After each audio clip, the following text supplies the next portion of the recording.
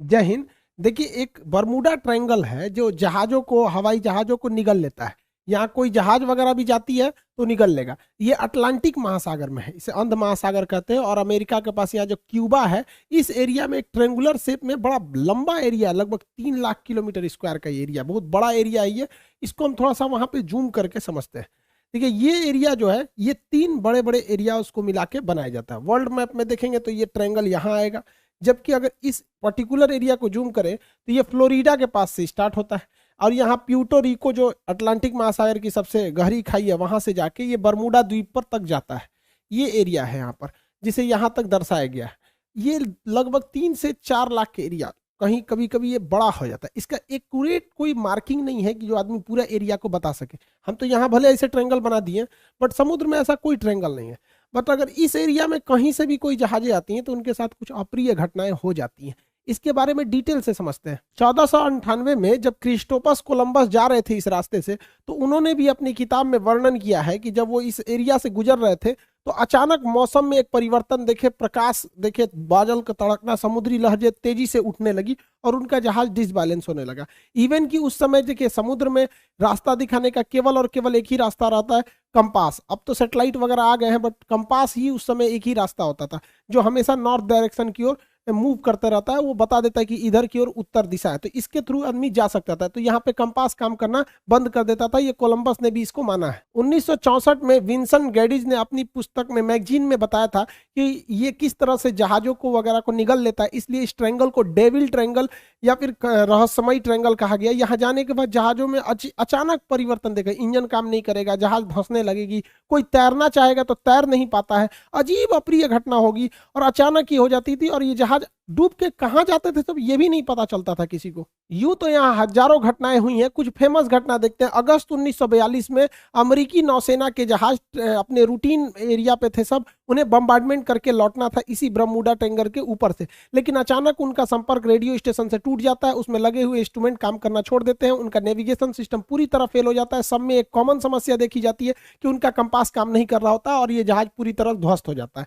इसको खोजने के लिए 2 दिन बाद रेस्क्यू टीम जाती है। रेस्क्यू टीम का भी पता नहीं चलता है, क्योंकि वो भी उसी रास्ते से जा रही होती है जहां से उनका लास्ट लोकेशन ट्रेस किया गया था। रेस्क्यू टीम का भी पता नहीं चल पाता है। उसके बाद ठीक 6 महीने बाद दिसंबर 1942 को फिर अमेरिकी नौसेना का जहाज विमान उड़ान भरता है, और फ्लोरिडा से जब उड़ान भरता है और बरमूडा ट्रायंगल से ऊपर जाता है तो ये बमबरसक जहाज भी रडार से गायब हो जाता है। और इसके सामने भी सेम समस्या आती है। पायलट बताता भी है रेडियो सिग्नल पे कि मेरा कंपास काम नहीं कर रहा है, नेविगेशन सिस्टम काम नहीं कर रहा है, मौसम पूरी तरह से खराब है। ये भी ध्वस्त हो जाता है। इसको जब ढूंढने के लिए जो रेस्क्यू टीम जाती है इसके बैकअप में, तो रेस्क्यू टीम का भी आज तक कोई पता नहीं चला कि वो रेस्क्यू टीम कहां चली गई। 1970 में एक पायलट यहां से लौट के आए थे, नाम था उनका ब्रूइस गर्नन। ये जब लौट के आए थे, इन्होंने बताया था कि वहां पे क्या क्या घटनाएं हुई थी। इन्होंने बताया कि अचानक बरमूडा ट्रायंगल के जब ऊपर से गया तो अचानक मौसम बिगड़ गया और सामने बादलों का एक पूरा धुआं, कोहरा टाइप का छा गया, धुंध हो गया बादलों का, और ऐसे लग रहा था जैसे बादलों की गुफा है। ये इन्हें कुछ दिख नहीं रहा था। इसमें जब प्रवेश किए तो ये खत्म होने का नाम ही नहीं ले रहा था। इसके अंदर मौसम इतना खराब था और इनका रेडियो फ्रीक्वेंसी भी गड़बड़ काम करी थी, इलेक्ट्रॉनिक्स वगैरह काम करना छोड़ दिए थे इनके जहाज के, और इनकी जहाज की रफ्तार बहुत ही तेज हो गई थी और रडार पे कोई भी दूसरा रेडियो स्टेशन या एयरपोर्ट अथॉरिटी का कोई भी रडार सिग्नल मैच नहीं कर रहा था। इन्हें कुछ समझ में नहीं आ रहा था, और लेकिन ये जहाज को आगे की ओर ले जा रहे थे। लगभग 3 मिनट बाद, एक अच्छी खासी दूरी तय करने के बाद, ये उस जोन से बाहर निकले और उसके बाद ये अपनी जहाज को लैंड कराए। लैंड कराने के बाद देखिए इत्तेफाक क्या हुआ था कि वो 3 मिनट में ही 150 किलोमीटर की दूरी तय कर लिए थे। यानी इनकी जो रफ्तार हो गई थी लगभग 3000 किलोमीटर प्रति घंटा हो गई थी, जो अभी किसी भी पैसेंजर जहाज के लिए पॉसिबल नहीं है। ये तो मिसाइल और लड़ाकू जहाजों की स्पीड होती है। बहुत लंबे अरसे तक ये बरमूडा ट्रायंगल जो था एक रहस्य का कारण बना। लोगों को लगता था कोई अदृश्य शक्ति है जो जहाजों को, शिप को अपनी ओर खींच लेती है, लेकिन ऐसा कुछ भी नहीं है। इसके पूरे रहस्य पर पर्दा उठाया जा चुका है। इवन की बरमूडा ट्रायंगल दुनिया के 10 सबसे खतरनाक जगहों में से भी एक नहीं है। मतलब सोचिए, 10 खतरनाक जगहों में भी इन्हें शामिल नहीं किया गया। इसका मतलब ये एक कहानी है। फेमस हो जाता है कोई चीज बहुत ऐसे ही कि जहाजों को निगल जाता है, ये होता है, ऐसा कुछ नहीं होता है। यहाँ कुछ नेचुरल घटनाएं होती है, कोई सुपर नेचुरल नहीं है जिसका लॉजिक भी अवेलेबल है। सबको हम लोग समझते हैं। जो जहाजों का मलबा गया और नीचे समुद्र के तल पे, देखिए यहाँ जो एरिया है बरमूडा का, जो एरिया, इस एरिया के नीचे ज्वालामुखी है सब, और ये ज्वालामुखी विस्फोट करते हैं सब। जब भी ज्वालामुखी विस्फोट होता है तो कुछ जहरीली गैसें निकलती हैं। इसमें मीथेन वगैरह की मात्रा निकलती है। मीथेन गैस वगैरह जब पानी से मिलता है तो उसकी डेंसिटी को एकदम घटा देता है। जब डेंसिटी, समुद्र की डेंसिटी घट जाती है तो जहाजों को डिजाइन किया गया रहता है समुद्र की डेंसिटी के हिसाब से, उसके घनत्व के हिसाब से, ताकि वो ऊपर तैर सके। डेंसिटी घटने की वजह से अचानक वो नीचे धंसने लगती है, और यही वजह है कि वहां अगर कोई तैरने की भी कोशिश करता है तो नहीं तैर पाता है, क्योंकि उनका घनत्व घट जाता है। जैसे मच्छर जो होता है मिट्टी तेल के ऊपर, पानी के ऊपर तैर रहा होता है, आप एक ढक्कन मिट्टी तेल मिला देंगे ना, या तो वो मिट्टी की तेल से सूंघने से नहीं मरता, उसका घनत्व तो कम हो जाता है और डूब के उसमें मर जाता है। यही घटना यहाँ डूबने के कारण होता है। दूसरा कारण यह है कि बरमूडा के आसपास के एरिया में छोटे छोटे समुद्री पहाड़ हैं सब इस शेप में। जब हवाएं इस पहाड़ से टकराती हैं तो उनमें एक हलचल होने लगता है, जिस हलचल से यहाँ पे एक बवंडर, एक चक्रवात उत्पन्न हो जाता है, और ये बादलों को और वहां के समुद्र के जल को पूरी तरह लहर में बदल देते हैं। और इसमें अगर कोई हवाई जहाज या कोई शिप आ जाता है तो उस चक्रवात के बीच में फंस जाता है, जिससे कि इसमें दुर्घटना हो जाती है। पानी वाली जहाजों के डूबने का तीसरा जो कारण है वो बड़ा सिंपल है, समुद्र के अंदर की पहाड़ियां। समुद्र के अंदर की वह पहाड़ी जो बाहर तक नहीं निकल पाती, उन्हें रिज या कटक कहते हैं। ऐसे कटक इटली और तुर्की के पास बहुत ज्यादा मात्रा में पाए जाते हैं। यहाँ अक्सर जहाज वगैरह गिर जाते हैं, सब नीचे का पेंदी टकरा जाता है। जैसे देखिए ये समुद्र का लेवल है, तो यहाँ पे जहाज चल रही है तो उसको ये नहीं पता है कि नीचे मेरे समुद्र है कि नहीं, और नीचे से कुछ पहाड़ी अगर ऊपर आती है तो इसके पेंदी से टकरा जाती है। ऐसी घटना इटली और तुर्की के पास बहुत ज्यादा देखने को मिलती है। आप देखेंगे इटली के तट के पास ही इतना बड़ा जहाज टकरा गया, यहाँ पर एक मालवाहक जहाज टकरा गया, यहाँ पे बड़ी बड़ी शिप टकरा टकरा के गिरी है सब। अब बताइए ये तो गलती है इन लोग की, जो कैप्टन है, क्योंकि इतने मॉडर्न शिप को अगर गिरा दिए लोग तो गड़बड़ बात है। उस समय जहाजों की दुर्घटना ज्यादा होती थी क्योंकि न रडार था न सोनार था। आज के वक्त में पूरी बेहतरीन ढंग से रडार है, सोनार है। आज आराम से बरमूडा ट्रायंगल के ऊपर से जहाजें भी पार हो जाती हैं और शिप भी पार हो जाता है, कि उनको सोनार उन्हें बता देता है नीचे चट्टान वगैरह नहीं है। लेकिन पहले ये घटनाएं नॉर्मल थी ऐसे हो जाना। हवाई जहाज की दुर्घटना के पीछे सबसे बड़ा जो कारण है वो हेक्सागोनल क्लाउड का है। हेक्सागोनल 6 मतलब फलकों वाला एक क्लाउड होता है, बादल होता है, जिसे सबसे पहले सैटर्न ग्रह के ऊपर देखा गया था। ये बादल जो होते हैं, आप देखिए ये 6 सतह वाले बादल होते हैं, इस तरह से हेक्सागोनल शेप में ये बादल पाए जाते हैं। यहाँ ना दिखने में छोटा लग रहा है, ये सैटेलाइट से फोटो लिया गया, जबकि इसका एरिया देखेंगे तो 50 किलोमीटर स्क्वायर का एरिया होता है। सोचिए लगभग एक जिला बराबर इसका इतना बड़ा एरिया होता है, उतने बड़े में ये बादल होते हैं। और इस बादल के अंदर हवाएं इतनी बवंडर के रूप में चलती हैं जिनका स्पीड 250 किलोमीटर प्रति घंटा होता है। यानी इसके अंदर हवाएं इतनी तेज होती हैं कि अगर कोई जहाज इसमें प्रवेश कर जाता है तो जहाज को वो तोड़ सकते हैं। तो हेक्सागोनल क्लाउड की वजह से यहाँ पे जहाजों की दुर्घटना होती है, अगर इस हेक्सागोनल क्लाउड में फंस गया तब।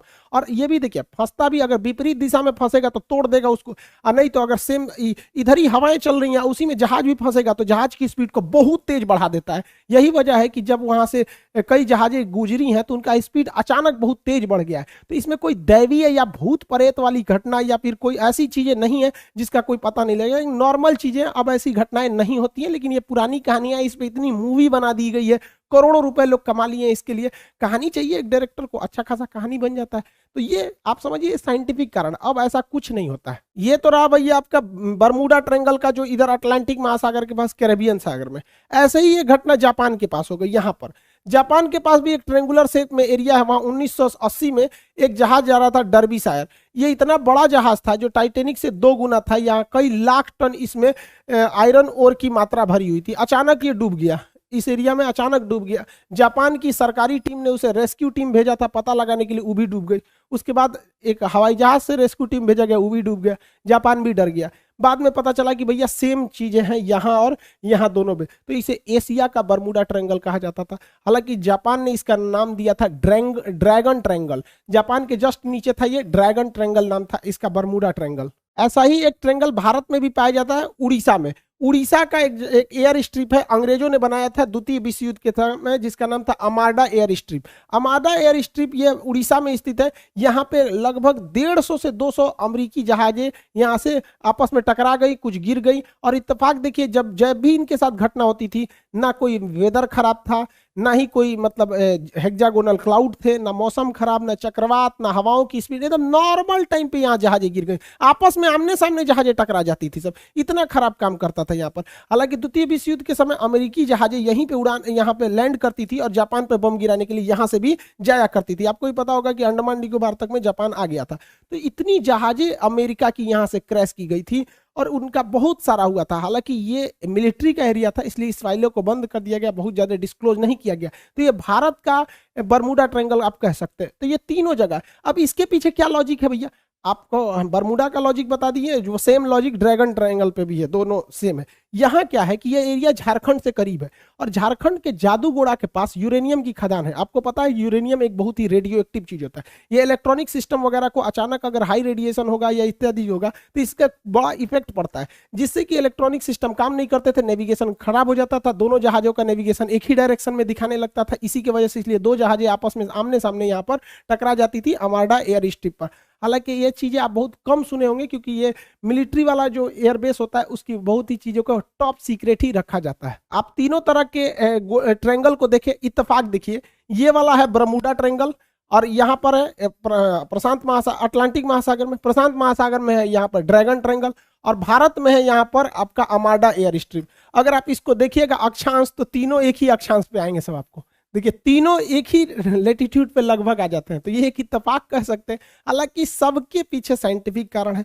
अब ऐसी कोई घटनाएं नहीं होती हैं। जो भी कहता है कि यहाँ पे कोई सुपर नेचुरल पावर है, ये है सब मन गढ़ंत कहानी है ये सब। हालांकि अटलांटिक महासागर में एक और जगह है सारगैसो, यहाँ सारगैसो सागर है। ये सागर है ही नहीं है एक्चुअली, यहाँ एक शैवाल पाया जाता है, एलिगी, जो समुद्र में तैरते रहता है, बहुत लंबा लंबा पाया जाता है, घास है इस तरह। यहाँ अगर जहाजें छोटी मोटी जहाजें फंस जाती है ना तो उसी में फंस के रह जाती है, इसलिए यहाँ पे देखिए इतना बड़ा बड़ा घास पाया जाता है, पूरी समुद्र को ये घास ढक लेता है। सारगैसो घास पाए जाने की वजह से जितने एरिया में वो घास पाया जाता है उस घास वाले एरिया को, उस शैवाल वाले एरिया का नाम रख दिया गया है सारगैसो सागर। हालांकि सारगैसो कोई सागर नहीं है, वह सागर का वह हिस्सा है जहां ये वाला शैवाल पाया जाता है, सारगैसम नामक शैवाल पाया जाता है। इसलिए यूपीएससी सीडीएस में एक बार क्वेश्चन पूछा था, वो कौन सा ऐसा सागर है जिसका कोई भी तट रेखा नहीं है, मतलब जमीन से नहीं टच करता है। तो सारगैसो सागर जमीन से टच नहीं करेगा क्योंकि वो बीच का तो सागर है नहीं, वो बस एरिया है। यहाँ जहां जहाजों को, छोटी जहाजों को आने जाने के रोक लगाया गया क्योंकि उसकी पंखी वगैरह में ये सब घास वगैरह